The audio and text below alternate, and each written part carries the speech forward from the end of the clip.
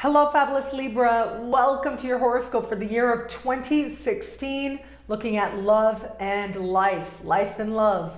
I am your astrologer, Nadiya Shah. Thank you for being here. This year, really, in many ways, and for much of the time, it's almost like this slow preparation to a takeoff that you feel is imminent, a big shift that you feel is imminent. You're right about that, and that's mainly because Jupiter will enter your sign once we get to the fall. In fact, just a few days or right around the equinox, the fall equinox, Jupiter will enter your sign and the energy will shift in powerful ways. Your focus, your attitude, your vitality, your look even is going to go through a transformation very much to your liking, but also very much to the surprise of a lot of the people around you. But that doesn't mean there isn't still a lot happening between the start of the year and the fall equinox. There's still a lot happening in the first 9 months of the year. And part of the more important lessons and part of the more important occurrences are taking place are thanks to a conversation happening between Saturn and Neptune. And this particular conversation is asking you to consider your relationship with your siblings. Where is it a healthy relationship? Where is it not? Where is it that you want something else? Where is it that you believe your work is or may not be?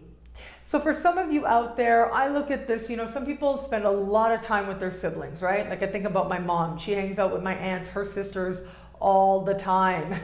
They're like part of each other's lives in a very regular way. They interact with each other every day. They see each other several times a week. They're very integrated into each other's life experience and support each other in many ways as well. So that is a different dynamic than, say, some other relationships out there. Sometimes siblings live in different cities. Maybe you see your sibling once, maybe twice a year, if that. And you chat on Facebook once in a while, you send them a message, you post something on their wall, and it's all good, it's all well, but it's not necessarily a relationship that has that daily quality to it. Other sibling relationships are somewhere in between. It's not that necessarily this person is so integrated into your life, but you see them under certain circumstances.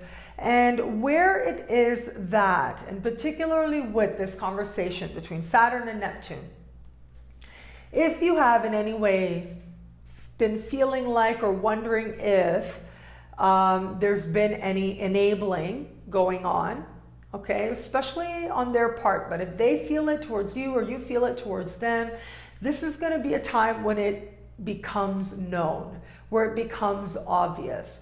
So if there is anything that your sibling has been doing, an activity, an action, a way of being, a way of communicating with you, that you are realizing doesn't really work for you, isn't how you want things to continue, this is going to be a time that asks you to work on that relationship. If your sibling would say that about you, then this also would be a time when you have to decide if you're going to work on that relationship or not. A very small percentage out there, okay, might have to deal with more serious issues. And ultimately what this type of conversation says to me, understand where it is that you're practicing tough love and understand where it is that that's not what you're doing, that you're holding on to something, you're holding on to a grudge or a resentment. So if that is the case, and that again is going to be a small percentage of Libras out there, that's going to be part of your sacred learning. That's going to be part of the work that needs to be done between the two of you. For others of you out there where you don't have siblings, you might find yourself a little surprised manifesting these lessons with cousins or neighbors. So it might be these very people who you find that relationship going through a shift. And it may very well be that a neighbor leaves, somebody that you really like might leave, or that the dynamic changes in an important way that might lead to a sense of change, maybe even a sense of loss a little bit as well, as that friendship goes in different directions. And yet you can know that there is some wisdom playing out there for you. Also with this conversation, I would say be mindful of what you say at work, okay? That's the main thing I want to say with that conversation. Be mindful of what you say at work, of the language that you're using, of how your communication is coming off, because it's going to feel a little bit like, and especially in the workplace, it's almost like I'm seeing, it will, in all honesty, feel like a constant Mercury retrograde for most of this year, for like the first 9 months of the year. There's like this feeling, is Mercury retrograde? Didn't Mercury just finish retrograde? Like that's going to be the type of thing where you're saying one thing and you're trying to communicate one thing and the other person understands it in a whole other way. People have their own reasons for doing what they do, and you might ask somebody to do something and they end up doing it in a different way.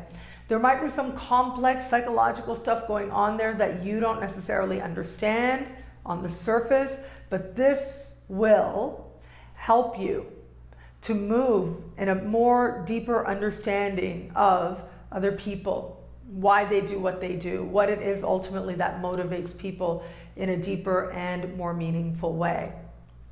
Where it comes to love, I do think that it is going to be, again, later in the year, we have, once we have Jupiter in your sign, I mean, really, the world, it opens to you. A whole new you starts to emerge. But before then, and especially in the context of love, chances are very possible that you might see things in yourself that you don't like so much, okay? And this is especially true whether you're in an established bond or you're getting to know someone new or you're open to meeting new people. This is where the universe wants you to see parts of yourself that you really want to change, that you want to let go, that you don't want to carry into your future. So sometimes under this energy, some people can become a little suspicious, a little obsessive, a little compulsive, a little, really getting very wrapped up in somebody who ultimately it's not about them, it's really about you and your reflection and your learning, and you will be brought back to yourself again and again and again. Because it is about you seeing something about what your expectations are in love, what you're willing to do for love, what love is for you, what love maybe isn't for you, and yet knowing that there is love in the world for you. Having a greater sensitivity to deepen the connection that you already have is going to be part of this process. But where it is that you've been hanging on to a situation that in some way you feel undermines you, this is going to be when you start to admit it to yourself. Ultimately, as I said, this year, the first part of the year, is about clearing the past and setting the stage for big breakthroughs that are set to take place for you once we get you into the fall and towards the end of the year and into 2017 as well.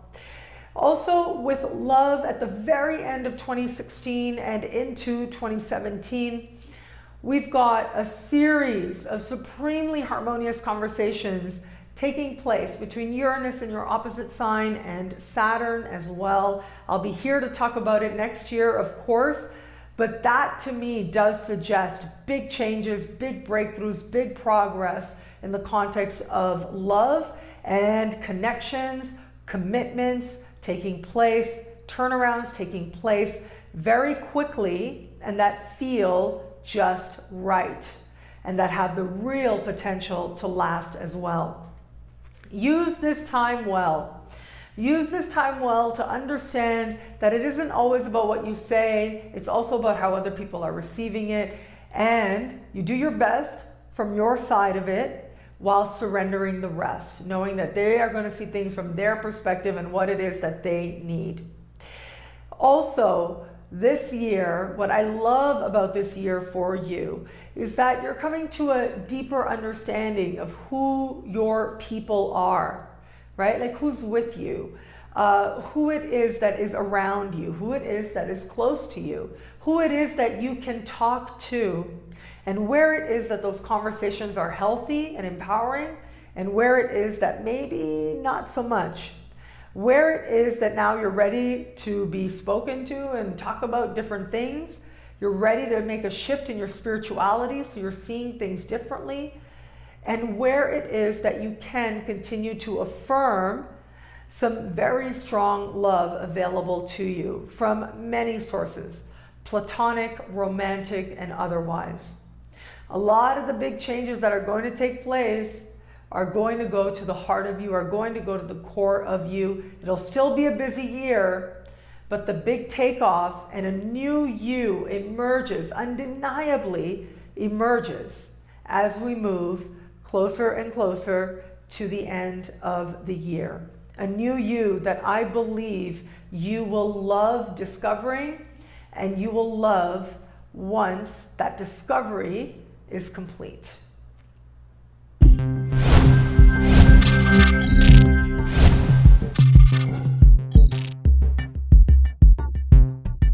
Bu akşam seminerimizi canlı olarak mobil uygulamamız üzerinden yapıyoruz.